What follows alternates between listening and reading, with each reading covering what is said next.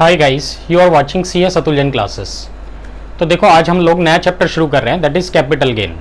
Right, income के 5 head होते थे, ये आप सब लोग जानते हैं। Number 1 salary, number 2 house property, number 3 PGBP, number 4 capital gain and fifth one is other sources. तो आज हम लोग 4th हेड डिस्कस कर रहे हैं, दैट इज़ कैपिटल गेन।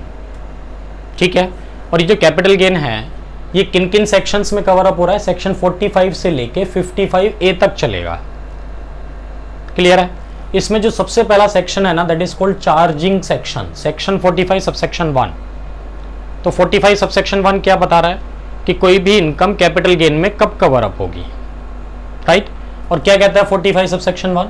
कहता है gain arising on transfer of capital asset is taxable under the head capital gain during the year in which transfer took place. Right, तो क्या कहना चाहता है? जिस साल ये एसेट ट्रांसफर हुई है उसी साल की इनकम में काउंट करेंगे। नॉर्मल प्रोविजन तो यही है कि अगर एसेट इस साल ट्रांसफर हुई है, कैपिटल एसेट इस साल ट्रांसफर हुई है, तो इसी साल की इनकम में काउंट होगा। ठीक है, बट इस बात के कुछ एक्सेप्शंस हैं। ये एक्सेप्शंस भी हम लोग पढ़ेंगे। ये 3 सेक्शंस हैं, section 45 1A, section 45 subsection 5 and 45 subsection 2, subsection 3 and subsection 4। तो एक तरह से 3 एक्सेप्शंस हो गए ना। ये 3 एक्सेप्शंस आपको क्या बताएंगे? इन 3 एक्सेप्शनल केसेस में ना, year of transfer and year of taxability are different. Means asset transfer हुई है किसी और फाइनेंशियल ईयर में और इनकम में इंक्लूड करेंगे किसी और फाइनेंशियल ईयर के। ये 3 एक्सेप्शनल केसेस हम लोग पढ़ेंगे। ठीक है, और ये 3 एक्सेप्शनल केसेस CACS में भी इंपॉर्टेंट है, ठीक, और CS में भी इंपॉर्टेंट है, CACS में इंपॉर्टेंट है, बट बीकॉम ऑनर्स में तो है, बीकॉम प्रोग्राम में नहीं है, ये याद रखना। तो बीकॉम प्रोग्राम वालों को ये 3 एक्सेप्शंस नहीं पढ़ने, बीकॉम ऑनर्स वालों को भी पढ़ने और CACS वालों को भी पढ़ने हैं। डन, चलो ठीक है। तो मीन्स इन 3 एक्सेप्शनल केसेस में क्या होता है, year of transfer and year of taxability दोनों डिफरेंट हो जाते हैं। और इन 3 एक्सेप्शनल केसेस को छोड़ के नॉर्मली क्या चलेगा? Year of transfer and year of taxability both are same. इस साल ऐसे ट्रांसफर हुई है तो इसी साल की इनकम में काउंट होगा। डन, तो इन 3 एक्सेप्शनल केसेस की बात तो हम लोग बाद में पढ़ेंगे। अभी तो हम लोग क्या कर रहे हैं डिस्कस। देखो, सेक्शन 45 1 क्या कह रहा था? पहली बात गेन होना चाहिए। तो अभी हम लोग पढ़ेंगे गेन भी ना 2 तरह का होता है, एक STCG होता है, एक LTCG होता है ना। एक STCG होता है, ये शॉर्ट में लिख दिया मैंने, STCG है ना। एक LTCG होता है भाई, short term capital gain and long term capital gain. तो ये भी हम लोग पढ़ेंगे अभी जस्ट बाद इस कॉन्सेप्ट के कि short term capital gain and long term capital gain कैसे कैसे कैलकुलेट करना है, क्या क्या डिफरेंसेस हैं, टैक्स कैसे कैसे लगेगा इन पे, ये सब बातें डिस्कस करेंगे हम लोग डिफरेंस में। तो अभी मैं क्या डिस्कस कर रहा हूं? देखो, ट्रांसफर क्या होता है, फिर मैं डिस्कस करूंगा कैपिटल एसेट क्या होता है, फिर मैं आऊंगा गेन पे कि शॉर्ट टर्म और लॉन्ग टर्म में क्या क्या डिफरेंसेस हैं। तो सेक्शन 45 1 भी तो ये कह रहा है, पहली चीज गेन होना चाहिए, किस चीज पे? ट्रांसफर पे। ठीक है, तो हमें ट्रांसफर पता होना चाहिए क्या होता है। दूसरा, किस चीज के ट्रांसफर पे? कैपिटल एसेट के ट्रांसफर पे। तो फिर हमें कैपिटल एसेट भी पता होना चाहिए क्या होता है। ठीक, तो 3 चीजें, 3 बातें मोस्ट इंपॉर्टेंट हो गई। नंबर 1 गेन होना चाहिए, नंबर 2 ट्रांसफर होना चाहिए, नंबर 3 किस चीज का ट्रांसफर होना चाहिए? कैपिटल एसेट का। तो अभी मैं क्या डिस्कस कर रहा हूं? ट्रांसफर की डेफिनेशन। ट्रांसफर होता क्या है? Transfer is defined under section 2 clause 47। 2 clause 47 में डिफाइंड है ट्रांसफर। और ये डेफिनेशन भाई इंक्लूसिव डेफिनेशन है। इंक्लूसिव डेफिनेशन का मतलब क्या होता है कि 2 क्लॉज 47 जब डिफाइन करता है ना ट्रांसफर को, तो क्या कहता है? Transfer includes all these things. मतलब ये सब चीजें भी ट्रांसफर हैं, ये सब चीजें ट्रांसफर में काउंट होंगी। तो ट्रांसफर का मतलब सिर्फ सेल नहीं होता। Transfer is a wider term and sale is a narrow term. So transfer is a wider term, it includes sale, exchange, relinquishment, compulsory acquisition, conversion of capital assets, transfer of possession and maturity oblique redemption. Right, अब 1 bye 1 इन चीजों को 1 bye 1 discuss कर रहा हूं मैं थोड़ा सा। ठीक है, चलो जी, सबसे पहले चीज हम लोग क्या डिस्कस कर रहे हैं? सेल। तो बताओ, सेल तो आपको पता ही है क्या होता है। तो क्या कहना चाह रहा है वो कि अगर गेन हुआ है, इन शॉर्ट अगर आप समझ के चलिए, गेन मतलब प्रॉफिट एक तरह से, तो प्रॉफिट और गेन में क्या डिफरेंस है? Profit in normal course of business होता है और gain in abnormal course of business होता है। तो आप कह सकते हैं एसेट के बेचने पे गेन होता है, गुड्स के बेचने पे प्रॉफिट होता है। ठीक है, तो क्या होना चाहिए? दूसरी कंडीशन ट्रांसफर होना चाहिए। ठीक, तो ट्रांसफर की डेफिनेशन हम लोग जो पढ़ रहे हैं 2 क्लॉज 47 में, वो क्या कहना चाहता है? सेल। मतलब ट्रांसफर में सेल भी इंक्लूडेड है। और सेल तो आप समझते हैं नॉर्मल, कि आपने अपना मकान बेच दिया, सेल कर दिया जी, तो वो भी ट्रांसफर ही है। नंबर 2, एक्सचेंज का क्या मतलब है भाई? एक्सचेंज का मतलब है कि नया ले जाओ, पुराना दे जाओ, और जो डिफरेंस है वो पैसे दे जाओ। तो कहते हैं ये भी ट्रांसफर में काउंट करेंगे।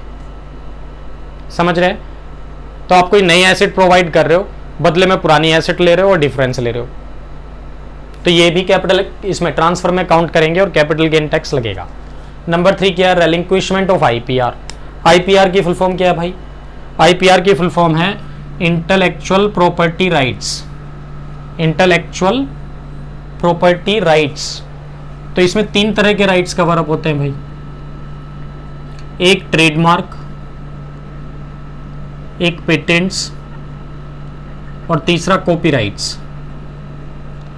इन तीनों को हम लोग क्या बोलते हैं? Intellectual property rights. तो ट्रेडमार्क क्या होता है? ट्रेडमार्क देखो क्या होता है, ये कोई नाम भी हो सकता है, ठीक है, कॉम्बिनेशन ऑफ कलर भी हो सकता है, कोई लोगो भी हो सकता है। तो जैसे ये मार्कर है, कैमलिन का मार्कर है, इस पे कैमिल बना हुआ है और साथ में छोटा सा क्या लिखा है? आर या टीएम। तो क्या करते हो आप? तो ये जो कैमल है ये एक तरह से ट्रेडमार्क हो गया। तो रजिस्ट्रार ऑफ ट्रेडमार्क के पास जाके आप इसको क्या कराते हो? रजिस्टर करा लेते हो ट्रेडमार्क को, कि भाई स्टेशनरी आइटम पे ये कैमल मैं यूज करूंगा सिर्फ। तो रजिस्ट्रार ने आपसे फीस ली होगी। तो ये आपकी एक तरह से एसेट हो गई। कौन सी एसेट हो गई? Intangible asset. अगर आप चाहें तो क्या ये ट्रेडमार्क किसी और को ट्रांसफर नहीं कर सकते आप? बिल्कुल कर सकते हैं। तो बदले में उससे कंसीडरेशन ले लो और ट्रेडमार्क आप उसको ट्रांसफर कर दो। तो नॉर्मल जैसे आप बाकी एसेट ट्रांसफर करते हो टेंजिबल वाली, ऐसे इंटेंजिबल एसेट भी ट्रांसफर हो रही है, राइट? तो उससे भी तो प्रॉफिट हो सकता है ना आपको, उसमें भी कैपिटल गेन टैक्स देना पड़ेगा। पेटेंट्स क्या होता है? तो देखो ये तो गुड्स के केस में होता है जनरली, और ये प्रोसेस के केस में होता है पेटेंट। पेटेंट क्या होता है? लाइक फॉर एग्जांपल आपकी मेडिसिन की कंपनी है, दवाइयां बनाती है आपकी कंपनी, और आपने ना कोई एक्सपेरिमेंट किया है, इन्वेंशन किया है। क्या एक्सपेरिमेंट किया आपने? कैंसर का फार्मूला, कैंसर की दवाई निकाली है, कैंसर इज क्योरेबल। तो मान लो आज से पहले कैंसर की दवाई नहीं थी, आज आपने ये फार्मूला डेवलप किया है, रिसर्च किया है, एक्सपेरिमेंट किया है, तो कैंसर की दवाई आपने डेवलप कर दी कोई। तो आप क्या करते हो? इस फार्मूले को पेटेंट करा लेते हो रजिस्ट्रार ऑफ पेटेंट के पास, ठीक है? तो रजिस्ट्रार क्या करते हैं? इसको रजिस्टर कर देता है, मान लो 10 साल या 20 साल। तो 10 साल या 20 साल तक इस फार्मूले को सिर्फ आप ही यूज करेंगे, कोई दूसरी कंपनी इस फार्मूले को यूज नहीं करेगी। तो एक तरह से आपकी एसेट हो गई है कि आप ये फार्मूला किसी और को नहीं बेच सकते। बेच सकते हैं तो वो भी तो एसेट है, उससे भी प्रॉफिट हो सकता है आपको। That is also chargeable to capital gain tax, right? और कॉपीराइट्स तो आपको पता ही है, साउंड रिकॉर्डिंग के केस में होता है, बुक्स के केस में होता है। तो जैसे मान लो टेक्स्ट की बुक लिख दी मैंने कोई, अब मार्केट में ये बुक्स बेचने का राइट किसका है? सिर्फ मेरा है।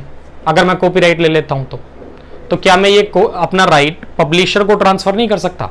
कर सकता हूं। तो मैंने राइट पब्लिशर को ट्रांसफर कर दिया, भैया 10 लाख रुपए दे दे मुझे, और जितने भी बुक्स चाहता है मार्केट में तो इशू करते रहना फिर। तो ये भी तो ट्रांसफर हो गया, इस पे भी कैपिटल गेन टैक्स लगेगा। समझ गए ये वाली बात? चलो 4th पॉइंट पे आओ। Compulsory acquisition of asset under any law. तो देखो ट्रांसफर का मतलब ये नहीं होता कि आप सिर्फ अपनी मर्जी से बेच रहे हो। गवर्नमेंट अगर जबरदस्ती खरीद रही है ना, वो भी ट्रांसफर में काउंट होगा। बात समझ रहे हैं मेरी? आप ये नहीं कह सकते सर मैं तो बेचना चाहता ही नहीं था, जबरदस्ती गवर्नमेंट ने खरीदा है, ऊपर से टैक्स और मांग रहे हो आप, राइट? तो लाइक फॉर एग्जांपल मान लेते हैं ये मिस्टर हाउसलेस हैं, देखो नाम ही हाउसलेस है, मकान बहुत बड़ा है इनके पास, राइट? तो मान लो ये जो प्रॉपर्टी है, इनके फादर ने कोई प्रॉपर्टी खरीदी थी, फादर ने खरीदी थी या फादर के फादर ने कोई आरएचपी खरीदा था, रेजिडेंशियल हाउस प्रॉपर्टी, राइट? और जो वसीयत में किसको मिल गई? मिस्टर हाउसलेस को। डन। अब क्या हुआ? वही डीएमआरसी वाले पहुंच गए, समझ गए ना? DMRC, Delhi metro rail corporation. तो देखो कंपनी से मतलब नहीं है मुझे, डीएमआरसी प्राइवेट कंपनी है कि पब्लिक कंपनी है, बट डीएमआरसी का पर्पस क्या है ये सोचो आप। ये जो मेट्रो लाइन बिछा रहे हैं यहाँ, ये पब्लिक पर्पस है कि प्राइवेट पर्पस है? पब्लिक पर्पस है। और देखो कॉन्स्टिट्यूशन ऑफ इंडिया के, यहां लिखता हूं, देखो कॉन्स्टिट्यूशन ऑफ इंडिया के आर्टिकल 300 में ये बात लिखी हुई है कि भाई गवर्नमेंट पब्लिक पर्पस के लिए प्राइवेट एसेट को खरीद सकती है, परचेज कर सकती है, आप चाहे बेचना चाहें या ना चाहें। तो कॉन्स्टिट्यूशन ऑफ इंडिया के आर्टिकल 300 में क्या लिखा है कि गवर्नमेंट पब्लिक पर्पस के लिए आपकी प्राइवेट एसेट्स को एक्वायर कर सकती है, खरीद सकती है, बदले में आपको कंपनसेशन दे देगी, आप चाहे बेचना चाहो या ना चाहो। ठीक है, तो ये मकान जो है ना भाई रास्ते में आ रहा है डीएमआरसी के। ऐसा तो है नहीं कि जो मेट्रो वाले हैं, ये जो मेट्रो लाइन है थोड़ा सा घुमा के निकाल लेंगे उसके घर के पीछे से। तो गवर्नमेंट क्या कह रही है, ठीक है भाई कंपलसरी एक्वायर कर लो, अगर मकान बीच में आ रहा है तो क्या हो गया, ठीक। और ये बेचारा दुखी है बहुत, मिस्टर हाउसलेस, कहते हैं तो मेरा फादर की खरीदी हुई प्रॉपर्टी है, मेरे तो सेंटीमेंट्स अटैच्ड है इस प्रॉपर्टी के साथ, मैं कैसे बेच दूं। ये बिल्कुल भी बेचने को तैयार नहीं है। तो इसके चाहने से क्या होता है भाई, गवर्नमेंट तो इस एसेट को खरीद लेगी। ठीक है, तो गवर्नमेंट ने क्या किया, इस एसेट को खरीद लिया, गवर्नमेंट ने एक्वायर कर लिया कंपलसरीली, तो बदले में कंपनसेशन तो मिलेगा कि नहीं मिलेगा। तो गवर्नमेंट ने कंपनसेशन दे दिया मिस्टर हाउसलेस को, ये लो मान लो 30 लाख रुपए कंपनसेशन दे दिया जी गवर्नमेंट ने इसको। तो पीछे पीछे इनकम टैक्स वाले पहुंच गए, लाओ जी टैक्स। और ये क्या कह रहा है, सर मैं तो बड़ा दुखी हूं, मैं तो बेचना नहीं चाहता था प्रॉपर्टी को, तो जबरदस्ती खरीद लिया उन्होंने, गवर्नमेंट ने। ठीक है, तो आईटी एक्ट क्या कह रहा है कि भैया टैक्स तो देना ही पड़ेगा जब प्रॉफिट हुआ, तो चाहे जबरदस्ती बेचाओ चाहे अपनी मर्जी से बेचाओ। ठीक है, और आईटी एक्ट देखो वन साइडेड बात नहीं कर रहा है, वो कह रहा है अगर गवर्नमेंट ने आपको कंपनसेशन कम दिया तो इट मींस लॉस हो गया, उस लॉस का हम आपको सेट ऑफ भी देंगे, टेंशन ना लो, उस लॉस को किसी दूसरी इनकम से एडजस्ट कर लेना। तो सिंपल सी बात है, कैलकुलेशन कर लो भैया, प्रॉफिट हुआ तो टैक्स दे दो और लॉस हुआ तो सेट ऑफ ले लो। ठीक है, चलो, तो कंपलसरी एक्विजिशन का मतलब गवर्नमेंट ने कंपलसरी एक्वायर कर लिया एसेट्स को, आपने अपनी मर्जी से नहीं बेचा, गवर्नमेंट ने कंपलसरी एक्वायर किया तो भी आपको टैक्स देना पड़ेगा। डन, इसको नोट करो, फिर मुझे ये स्पेस चाहिए, ये मैं रब कर रहा हूं फिर। ठीक है, नोट कर लिया, ये रब कर दूं तो मैं इसको रब कर रहा हूं, ये स्पेस चाहिए मुझे, लो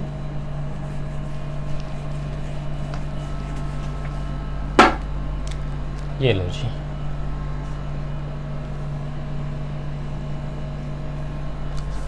चलो जी नेक्स्ट पॉइंट पे आते हैं, conversion of capital assets into stock in trade.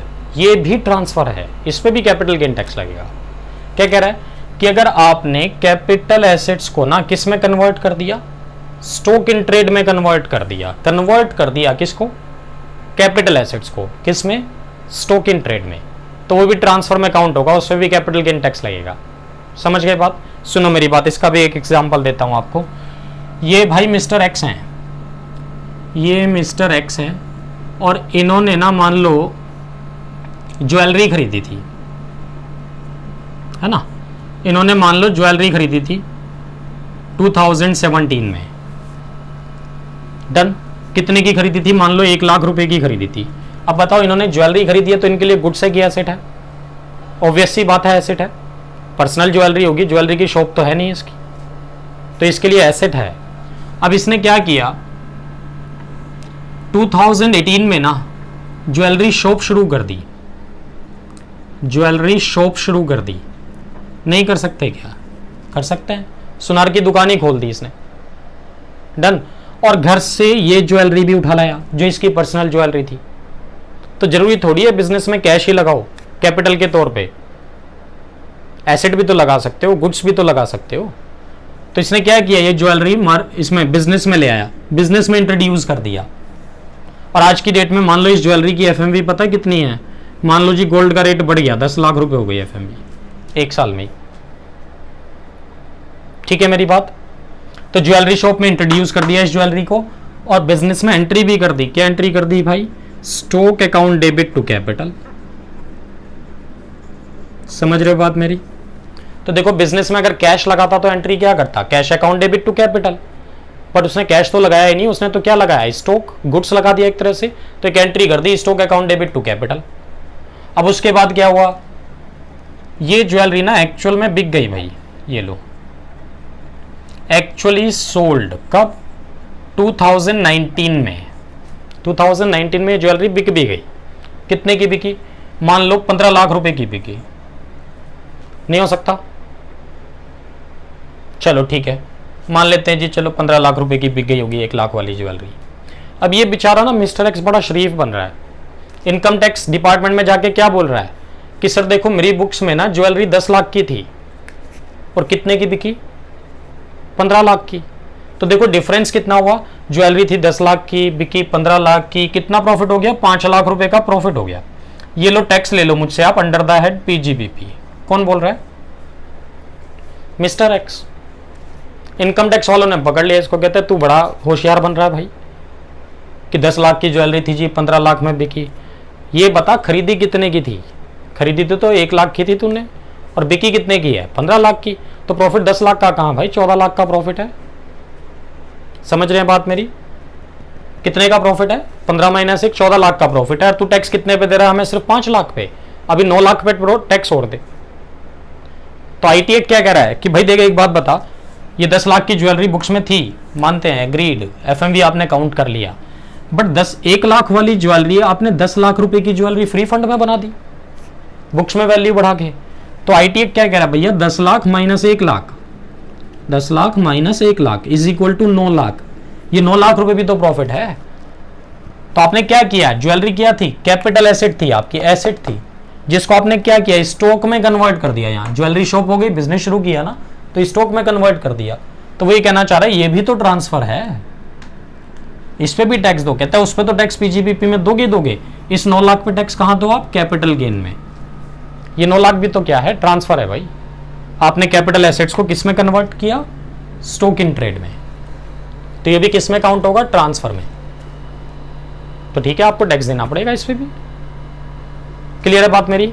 चलो इसको भी नोट करो एग्जाम्पल को, फिर मैं इसको रब करूंगा, मुझे ये स्पेस चाहिएगा।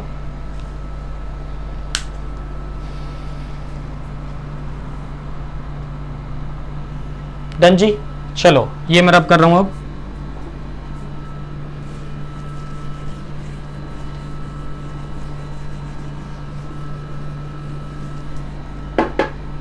ठीक है नेक्स्ट पॉइंट पे आता हूं जी, ट्रांसफर ऑफ पोजेशन है ना, ट्रांसफर ऑफ पोजेशन,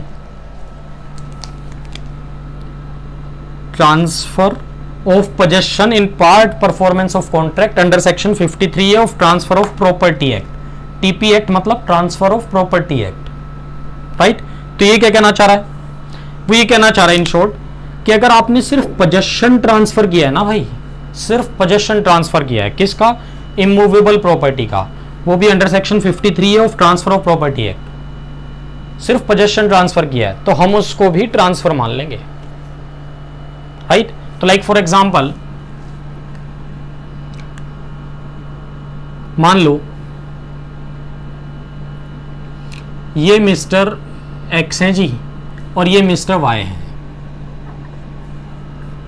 डन। दोनों क्लोज फ्रेंड्स हैं जी, कहना चाहिए लंगोटिया यार हैं देसी भाषा में बोलें तो, ठीक है। दोनों क्लोज फ्रेंड्स हैं mister X and mister Y, बहुत मतलब कहना चाहिए बचपन की दोस्ती है। ये मिस्टर वाई आज भागा भागा मिस्टर एक्स के पास आया और क्या कह रहा है, कहता है कुछ दिनों पहले तुम प्रॉपर्टी बेचने की बात कर रहे थे, बताओ बेचना है क्या। मिस्टर एक्स कह रहा है हाँ भाई बिल्कुल तैयार हूं, उत्तम नगर में ही प्रॉपर्टी है। तो ठीक है, मिस्टर वाई ने क्या कहा, मिस्टर वाई कह रहा है कि भाई ये ले 50 लाख रुपए, तेरी प्रॉपर्टी के वैल्यू कितनी है, 50 लाख रुपए, ये रखे 50 लाख रुपए, प्रॉपर्टी आज की डेट में मेरी हो गई, हार्ड कैश दे के गया है इसको, ठीक है। और चलो पैसे की भी बात छोड़ो, क्या कह रहा है कि भैया पैसे अभी मेरे पास है नहीं, गरीब आदमी हूं, पैसे दूंगा तो ये 6 महीने बाद, ये चलो अगले साल दूंगा। और बताओ पैसे आज नहीं दे रहा है, कहता है पैसे तो दूंगा अगले साल। हाँ तू कह रहा है 50 लाख, प्रॉपर्टी 50 लाख में मेरी हो गई आज की डेट में, पैसे अभी है नहीं अगले साल दूंगा। इसने एग्री भी किया, कहते हैं हाँ यार क्लोज फ्रेंडशिप है, पैसे की कोई ऐसी बात नहीं है, पैसा अगले साल आ जाएगा, बट एक काम कर रजिस्ट्री तो करवा ले। इमूवेबल प्रॉपर्टी की सेल परचेज ऐसे थोड़ी होते हैं, तुमने कहा और मेरी हो गई, रजिस्ट्री तो कराओगे नहीं कराओगे रजिस्ट्रार के ऑफिस में जाके, दोनों के फोटो भी लगेंगे, सिग्नेचर भी होंगे, थंब इंप्रेशन भी होगा, राइट, सब होगा, विटनेसेस भी होंगे। ठीक है, मेरी बात समझ रहे हैं? ये क्या कह रहा है भाई, रजिस्ट्री का टाइम नहीं है अभी, मेरा हो गया मकान मालिक से झगड़ा, उसने मेरा सामान बाहर फेंक दिया, मुझे मकान की चाबी दे दे, मैं सामान अंदर रख लूँ, बाद में देखेंगे रजिस्ट्री।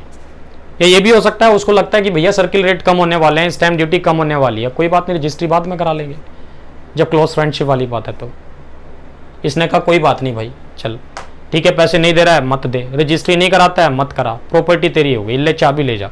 और साथ में ये और पूछ रहा है सामान ट्रांसफर कराने मैं भी आऊँ क्या तेरा घर शिफ्ट कराने? कह रहा है चलो कोई बात नहीं, डन। चलो जी, तो मीन्स मिस्टर एक्स ने भैया क्या किया, चाबियां इसको दे दी मकान की, समझ गए ना?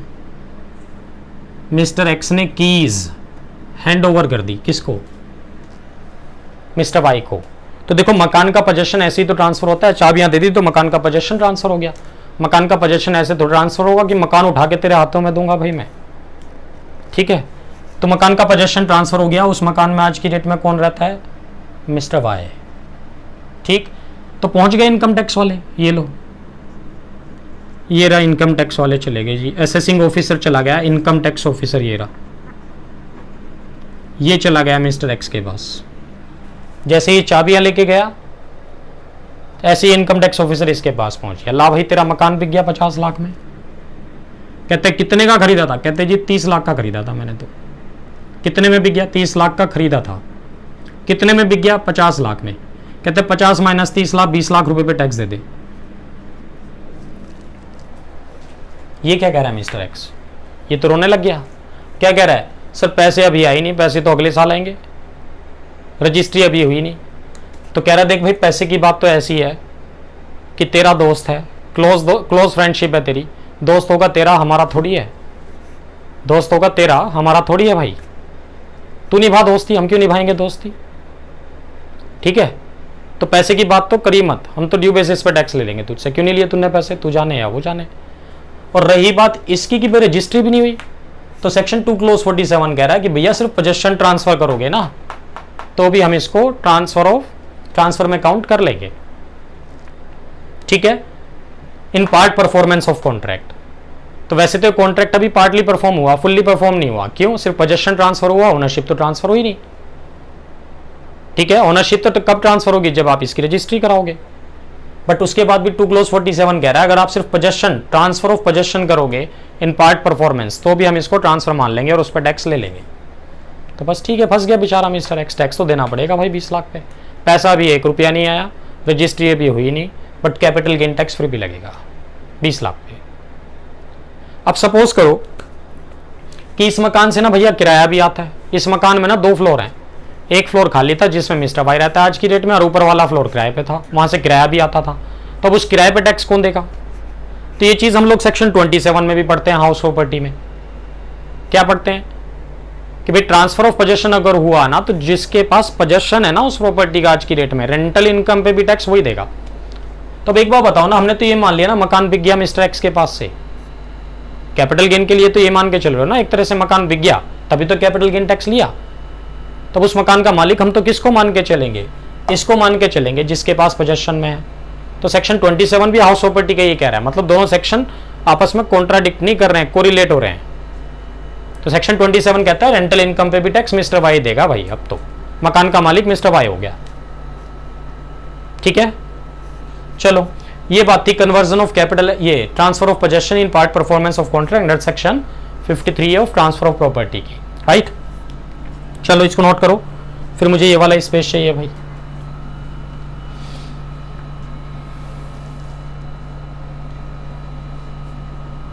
ठीक है जी, रब कर दो इसको, डन। चलो ठीक है, मैं रब कर देता हूं इसको, मुझे स्पेस चाहिए ये। लो जी, तो मैं अब 7th पॉइंट पे आ गया, maturity oblique redemption of zero coupon bond, ZCB mean zero coupon bond. तो एक बार बताओ 12% बॉन्ड का मतलब क्या होता है भैया? 12% इंटरेस्ट मिलेगा। 5% बॉन्ड का मतलब क्या होता है? 5% इंटरेस्ट मिलेगा। और जीरो कूपन बॉन्ड का मतलब क्या होता है? कि 0% इंटरेस्ट मिलेगा। तो कोई ये बॉन्ड्स क्यों खरीदेगा जिसपे 0% इंटरेस्ट मिलेगा? इसलिए कि ये जो बॉन्ड्स है ना, ये हैवी डिस्काउंट पे इशू होते हैं। तो जो इंफ्रास्ट्रक्चर कंपनीज हैं वो इस तरह के बॉन्ड्स इशू करती हैं। मान लो इस बॉन्ड की फेस वैल्यू तो है भाई कितनी, 10,000 रुपए है, और कंपनी आज की डेट में आपको कितने में ऑफर कर रही है? ये ऑफर प्राइस क्या दे रही है? कंपनी कह रही है भैया 3,000 रुपए में ले जा आज, और टाइम दिया आपको। क्या टाइम दिया? कहते हैं भाई 10 साल बाद आना और अपने 10,000 रुपए ले जाना। और बताओ, समझ रहे हैं बात? तो मीन्स आज कितने का लेके गए आप बॉन्ड? 3,000 रुपए का, और 10 साल बाद आना कितने ले जाना? 10,000 रुपए। तो पहुंच गए इनकम टैक्स वाले घर पे आपके। एक बार बताओ कि आपने 3,000 रुपए में बॉन्ड खरीदा था भाई, और कितने लेके आए कंपनी से? 10,000 रुपए। तो 7,000 रुपए पे कैपिटल गेन टैक्स दे दो, आपके लिए एक तरह से इनकम हो गई वो। तो maturity oblique redemption of zero coupon bond, तो क्या कहता है? जीरो कूपन बॉन्ड जब मैच्योर होगा या जब इसको रिडीम कराओगे उस टाइम पे जितना प्रॉफिट होगा उस पर भी आपको टैक्स देना पड़ेगा under the head capital gain. Done? ठीक है जी। तो ये डेफिनेशन अभी हम लोगों ने पढ़ी है सेक्शन 2 क्लॉज 47 की। कौन सी डेफिनेशन थी 2 क्लॉज 47 की? ट्रांसफर की डेफिनेशन। इंक्लूसिव थी कि एक्सक्लूसिव थी? ये डेफिनेशन थी भाई इंक्लूसिव। अब हम लोग कौन सी डेफिनेशन की बात करेंगे? कैपिटल एसेट की, राइट? तो देखो मैं इसको रब कर रहा हूं, कैपिटल एसेट्स की डेफिनेशन पे आते हैं अब।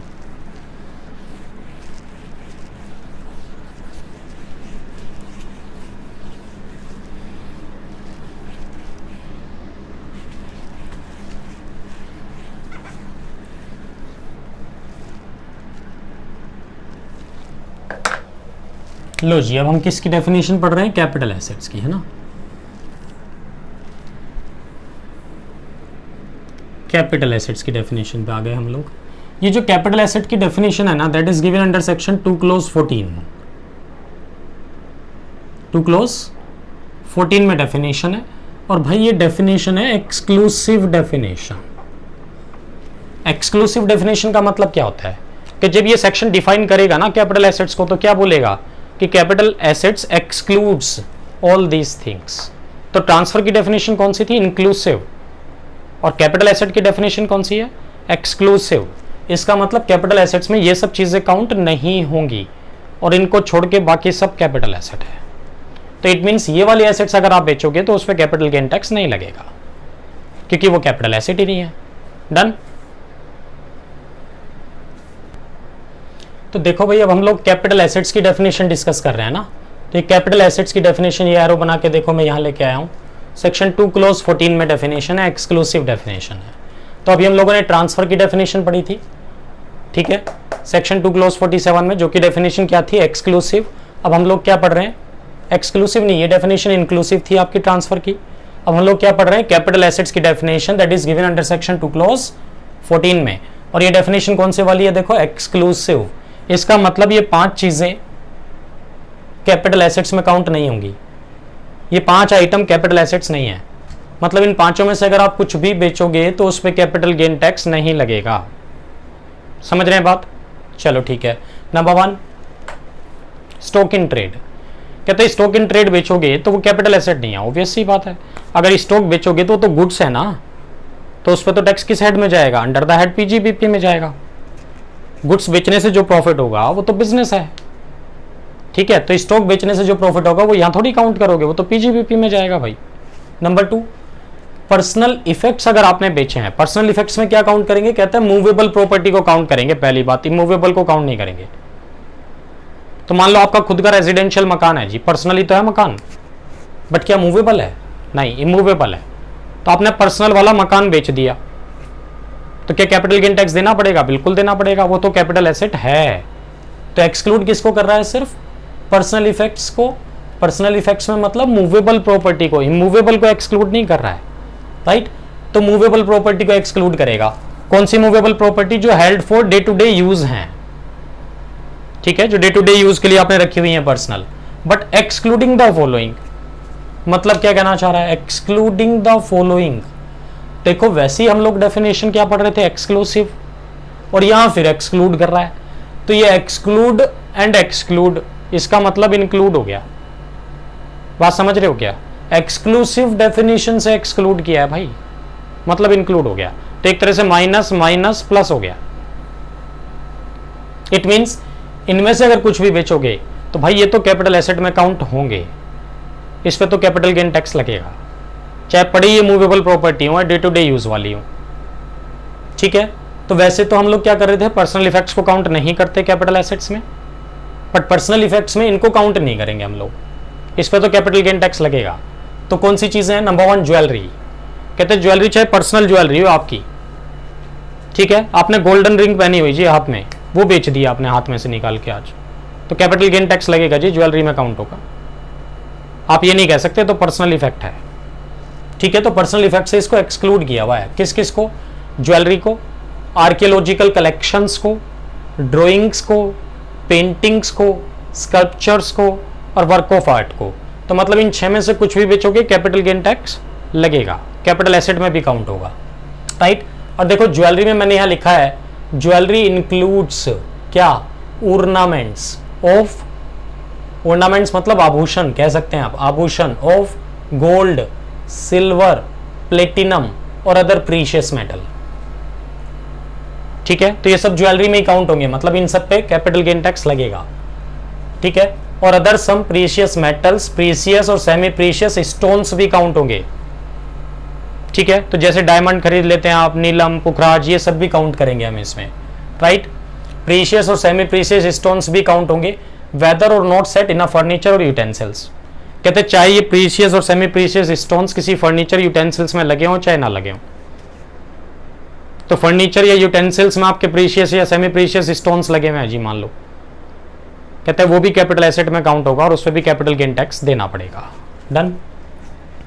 तो देखो ज्वेलरी में गोल्ड भी था, सिल्वर भी था, और देखो सिल्वर के साथ एरो बना के फिर मैंने यहां क्या लिखा है, silver exclude silver utensils but include silver coins. इसका क्या मतलब है? कहते हैं अगर आपके घर में चांदी के बर्तन है ना, उनको एक्सक्लूड कर दिया, ठीक है, तो चांदी के बर्तन बेचे हैं आपने, कैपिटल एसेट में काउंट करेंगे? नहीं करेंगे, एग्जाम्प्ट हो जाएगा। ठीक है, इसीलिए डीमोनेटाइजेशन के टाइम पे लोगों ने क्या किया, चांदी के बर्तन खरीद के रख लिए घर में, आज खरीद लो, जब रेट बढ़ेगा बेच देंगे, टैक्स भी नहीं देना पड़ेगा, एग्जाम्प्ट है चांदी के बर्तन अगर खरीद के बेचोगे तो। डन। तो means exclude silver utensils but include silver coins. तो चांदी के अगर कॉइन खरीदते हो, सिल्वर कॉइन्स खरीदते हो, जैसे दीपावली पे खरीद लेते हो लक्ष्मी गणेश, चांदी के सिक्के आते हैं जी वो, तो उन पे तो टैक्स लगेगा, चांदी के बर्तन पे नहीं लगेगा। ठीक है, बट गोल्ड के यूटेंसिल्स हैं, सोने के बने हुए बर्तन हैं जी, उन पे तो लगेगा। तो अगर गोल्ड के हैं तो चाहे यूटेंसिल्स हो चाहे कॉइन्स हो, दोनों पे टैक्स लगेगा। और सिल्वर की बात करूं, यूटेंसिल्स को छोड़ दिया, कॉइन्स पे तो लगेगा। तो सिल्वर कॉइन्स कैपिटल एसेट में काउंट होंगे कि नहीं होंगे? बिल्कुल होंगे। सिल्वर यूटेंसिल्स नहीं होंगे, गोल्ड कॉइन्स होंगे, गोल्ड यूटेंसिल्स होंगे। मकान वो तो वैसे ही होगा, मूवेबल है ही नहीं, वो तो इमूवेबल है।